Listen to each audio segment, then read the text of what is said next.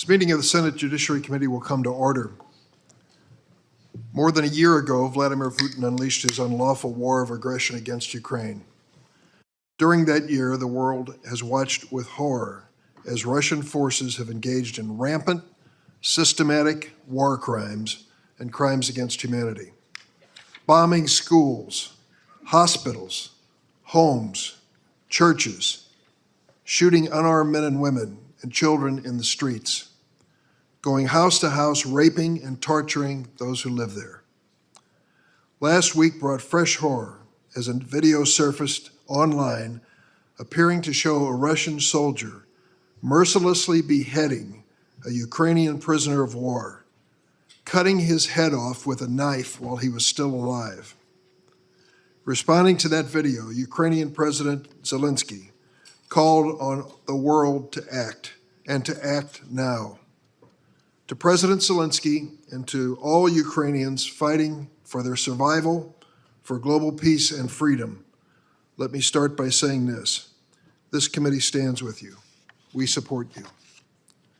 We are compiling evidence of war crimes even as the war unfolds. Yesterday, Senator Graham and I met with the Prosecutor General from Ukraine. In real time, in horrid detail, he is compiling evidence of these crimes. And we must not rest until the perpetrators of more than 77,000 war crimes that have been documented to date in Bucha, Izium, and beyond are held to account.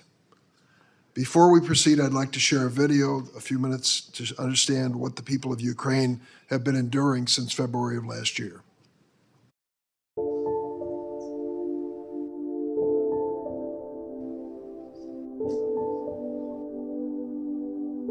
Russian President Putin claims the invasion is going strictly according to plan.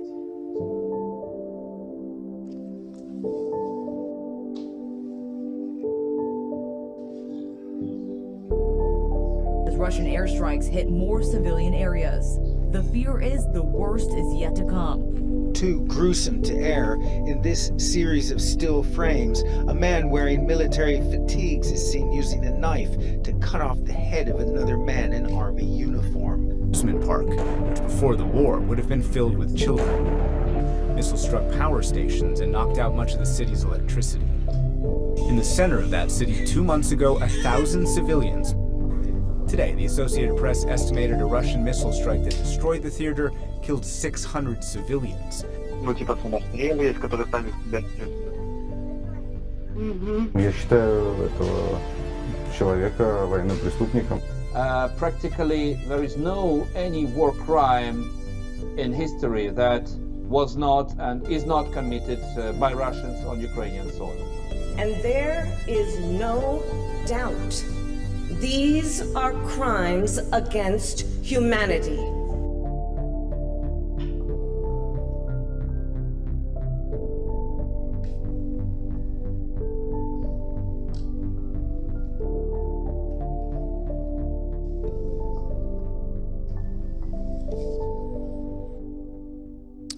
Last fall, this committee held a hearing on the importance of defending an American legacy that began with the Nuremberg trials in 1945, bringing war criminals and perpetrators of crimes against humanity to justice. Sadly, in more recent decades, our nation has not always lived up to this legacy. As a result of glaring gaps in our own criminal law, many human rights violators have evaded justice. Some have even, shockingly, found safe haven on American soil. But since Putin's invasion began, lawmakers on both sides of the aisle have recognized that Russia's aggression is not just against Ukraine, but against the entire free world. That's why since day one of this war, Congress has provided unwavering support to Ukraine, munitions, tanks, intelligence, and more to support the rule of law. During President Zelensky's historic visit to Washington in December, the Senate passed the Justice for Victims of War Crimes Act with unanimous support. Thanks to this law, war criminals who come to our shores from Russia or from anywhere else will no longer find refuge in the United States.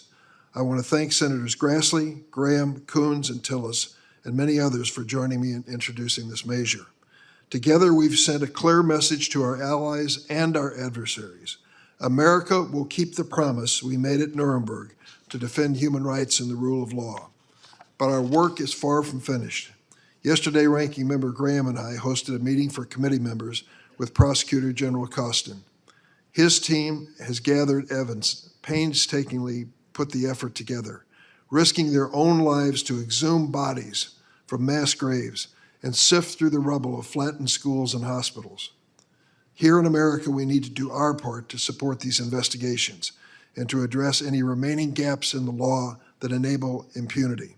To that end, we must finally enact a crime against humanity statute. I urge my colleagues on both sides of the aisle to join me in closing this gap in the law. Excuse me. And we need to lead our allies in forming a special tribunal to hold Russia's leadership accountable. We must also ensure that the world's preeminent law enforcement agency, the United States Department of Justice, deploys every resource at its disposal to hold Putin and those who enable him accountable. Today, we'll have a chance to hear directly from the Justice Department leadership and learn more about how they're keeping up the pressure on Russia. At this very moment, heroic Ukrainians are risking life and limb to defend the same freedoms and values that America is founded on. In their struggle, we see our own history as well as our highest aspirations: service, sacrifice, selflessness. It's now our turn to live up to those values.